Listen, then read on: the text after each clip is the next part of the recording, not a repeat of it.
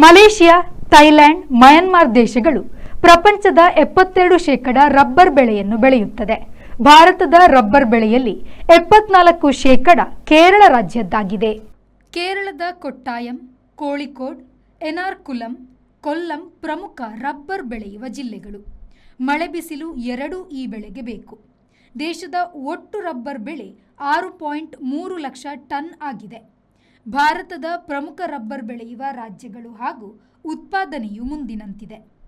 ಕೇರಳದ 4.9 lakh ton, Tripura 53,000 ton, Karnataka 38,000 ton, Assam 24,000 ton, Tamil Nadu 22,000 ton, Meghalaya 9,000 ton. Pull up the flicks and I take it on gear.